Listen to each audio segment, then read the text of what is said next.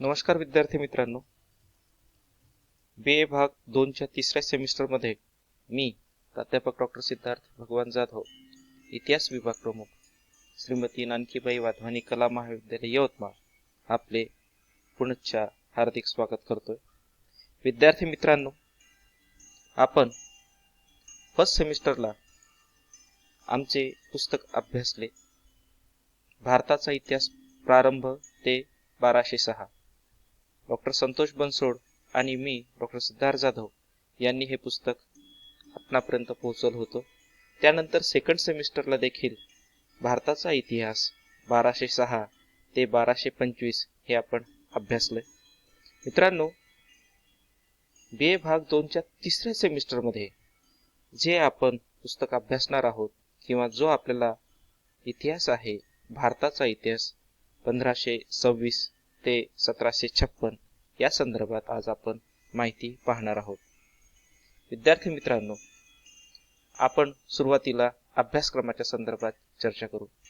Semester तिसरे भारताचा इतिहास 1526 ते 1756 यामध्ये अभ्यासक्रमाची माहिती अशा प्रकारे. मित्रांनो, यामध्ये साधारणपणे 5 युनिट दिलेले आहेत. त्यानुसार पहिल्या युनिटमध्ये मध्ययुगीन भारताच्या इतिहासाची साधने, यामध्ये पुरातत्वीय साधने आणि लिखित साधने. यामध्ये दुसरं प्रकरण आहे मुघल साम्राज्याची स्थापना आणि दृढीकरण. यामध्ये बाबर, अकबर, शेरशाह सुरी, औरंगजेब यांच्या संदर्भात आपण विवेचन बघणार आहोत. त्यानंतर तिसरं प्रकरण पहिल्या युनिटमधलं आहे मुघल राजसंस्था.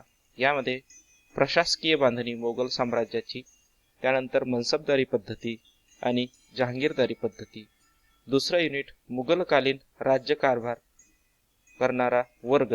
यामध्ये उलेमा वर्ग, सरदार वर्ग आणि जमीनदार वर्ग. दुसऱ्या युनिटमधलं दुसरं प्रकरण आहे मुघलाचे भारतीय सत्तेशी संबंध, विशेषतः राजपूत. यामध्ये विशेष संदर्भ अकबर आणि औरंगजेब. तिसरं प्रकरण आहे मुघलांच्या पतनाची कारणे, मुघलांच्या पतनाची प्रशासकीय कारणे, मुघलांच्या पतनाची सामाजिक व आर्थिक धार्मिक कारणे आणि मुघलांच्या पतनाचे भारतावर झालेले परिणाम. त्यानंतर युनिट तिसरे मुघलकालीन अर्थव्यवस्था. यामध्ये कृषी उत्पादने आणि जलव्यवस्थापन, वाणिज्य, व्यापार, शहरे, केंद्रे आणि उद्योग, चलन व्यवस्था. दुसरं प्रकरण आहे मुघलकालीन सामाजिक जीवन, ग्रामीण समाज आणि शेतकरी, शेतमजूर आणि गुलाम वर्ग. त्यानंतर शहरी नागरी समाजरचना, मोठे व्यापारी, बँकर, कारागीर, शिल्पकार आणि मजूर वर्ग. महिलांची परिस्थिती आणि त्यांचे अधिकार, पडदा पद्धती, दासप्रथा, सतीची प्रथा. तिसरं प्रकरण मुघलकालीन धर्म. यामध्ये सुफी संप्रदाय, शीख संप्रदाय, कबीर पंथ, वैष्णव पंथ आणि भक्ती चळवळ. त्यानंतर मुघलकालीन सांस्कृतिक जीवन, मुघलकालीन शिक्षण पद्धती, साहित्य, पर्शियन संस्कृती, प्रादेशिक भाषेतील साहित्य. युनिट चौथे, जे की आपल्या महाराष्ट्राशी संबंधित आहे, मराठ्यांचा इतिहास आणि मराठ्यांच्या इतिहासाची साधने. यामध्ये पुरातत्वीय साधने आणि वाङ्मयीन साधने असे दोन भाग पडतात. पुरातत्वीय साधनांमध्ये नाणे, पदके, शिलालेख, ताम्रपत्र, तर वाङ्मयीन साधनांमध्ये बखरी, आज्ञापत्रे, शकावल्या. दुसरं प्रकरण आहे मराठा सत्तेच्या उदयाची कारणे. मराठा सत्तेच्या उदयापूर्वीची सामाजिक, आर्थिक, राजकीय आणि धार्मिक परिस्थिती. त्यानंतर मराठा सत्तेचा उदयाची कारणे.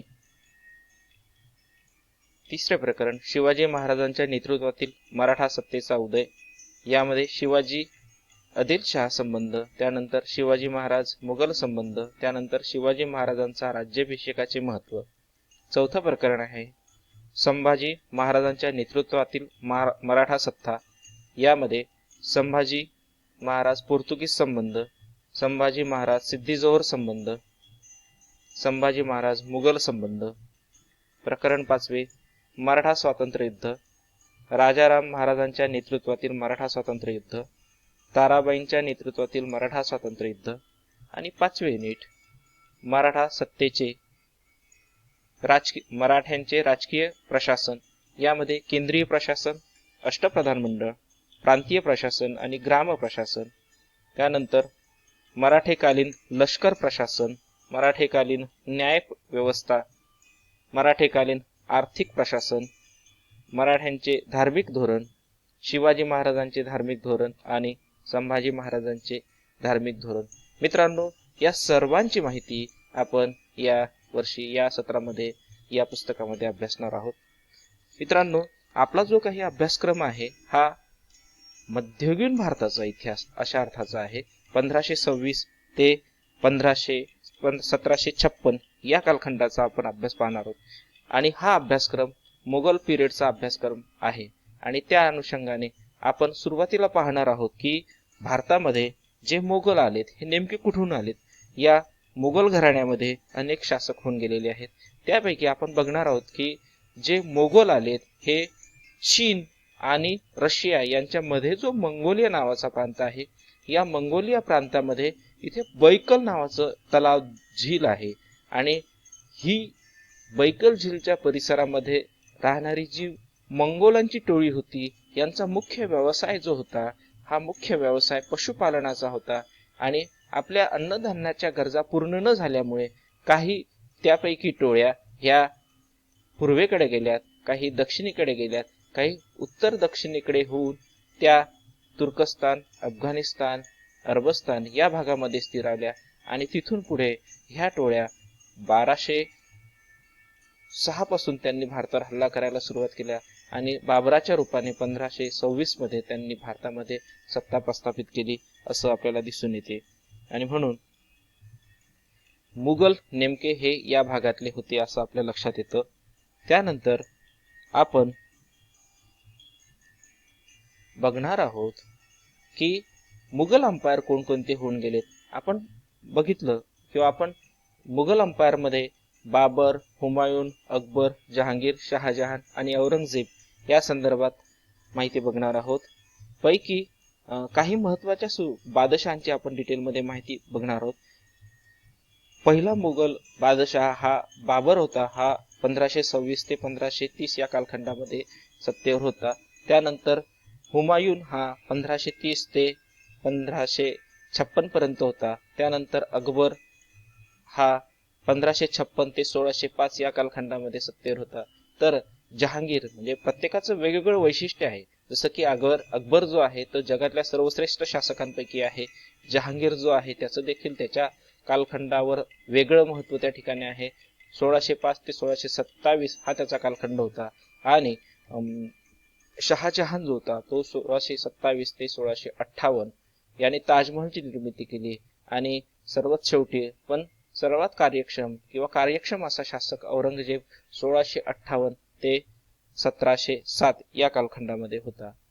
त्यानंतर आपण बघणार आहोत की हा मोगल ज्यावेळेस भारतात आले त्यावेळेचा भारत कसा होता. हा 1525 चा मॅप आहे. साधारणपणे ही दिल्ली इथे होती, पण मोगलांच्या आगमनापूर्वी दिल्लीला पाहिजे तेवढं राजकीय महत्व सल्तनत काळामध्ये थोड्याफार प्रमाणात प्राप्त झालं, पण नंतर मात्र दिल्लीला खूप महत्व प्राप्त झालं. हा राजपुतानाचा प्रदेश, हा बंगालचा प्रदेश, हा माळव्याचा प्रदेश, त्यानंतर हा बेरार, हे गोंडवाना, त्यानंतर हे बिदर, हे बिजापूर, हे गोवळकोंडा आणि हे विजयनगर.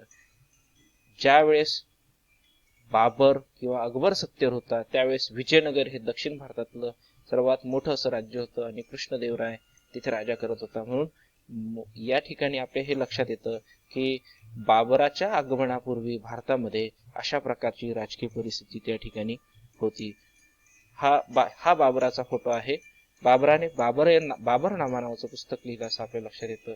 त्यानंतर हा बाबराचा साम्राज्य विस्तार, ही जी काही ब्ल्यू रेष दिसते या भागामध्ये बाबराची सत्ता त्या कालखंडामध्ये होती. 1526 ते 1530 या कालखंडामध्ये त्यानं सत्ता प्रस्थापित केली. त्यानंतर हा जो काही येलो कलरचा नकाशा दिसतोय हा अकबराच्या कालखंडातला आहे. आणि नंतर हा जो काही पूर्ण इथून पूर्ण जो भारत दिसतोय हा औरंगजेबाच्या कालखंडातला दिसतोय भाग आपल्याला. हा अकबराचा फोटो. अकबर हा भारतामधील सर्वश्रेष्ठ शासकांपैकी एक होता. हा अकबराच्या कालखंडातला साम्राज्य विस्तार आपल्याला दिसून येतो. औरंगजेब हा सर्वात शेवटचा शासक होता आणि अशा पद्धतीने औरंगजेबाने संपूर्ण हिंदुस्थानावर आपली सत्ता प्रस्थापित केलेली दिसून येते. त्यानंतर नंतरचा जो भाग आहे त्यामध्ये आपण पाहणार आहोत की मराठा साम्राज्य. मराठा साम्राज्य 1674 ते 1818 अशा अर्थाचं आहे. वास्तविक पाहता शिवाजी महाराजांनी 1645 मध्येच तोरणा किल्ला जिंकून स्वराज्याचे तोरण उभारले होते आणि म्हणून हा नकाशा जो आहे हा त्या कालखंडातला काही प्रमाणात आपल्याला दिसून येतो. हे शिवाजी महाराजांचा ओरिजिनल फोटो जो की आज लंडन म्युझियम मध्ये आहे. हा शिवाजी महाराजांचा फोटो 4थ्या वर्गाच्या पुस्तकात आपल्याला दिसून येतो आणि शिवाजी महाराजांनी हिंदवी स्वराज्य महाराष्ट्रामध्ये उभं केलं होतं असं आपल्याला लक्षात येतं. त्यानंतर शिवाजी महाराजांनंतर संभाजी महाराज किंवा संभाजीराजे भोसले हे सत्तेवर आलेले आपल्याला दिसून येतात आणि मराठा सत्तेची स्थापना झाल्यानंतर मराठ्यांनी अटकेपार झेंडे केले होते किंवा अटकेपार झेंडे त्या ठिकाणी रोवले होते असे म्हटले जाते. म्हणून 14 मे 1657 ते मार्च 11 1689 या कालखंडामध्ये संभाजी महाराजांनी राज्यकारभार केलेला दिसून येतो. हा संभाजी महाराजांचा ओरिजिनल फोटो. हा मराठ्यांचा साम्राज्य विस्ताराचा नकाशा आणि 1664 ते 1770 या कालखंडामध्ये आपल्याला नकाशा दिसून येतो. म्हणून अशा प्रकारे एकंदरीत आपण हा अभ्यासक्रम यावर्षी पाहणार आहोत. तर आपण पुन्हा भेटू नंतरच्या व्हिडिओमध्ये. धन्यवाद.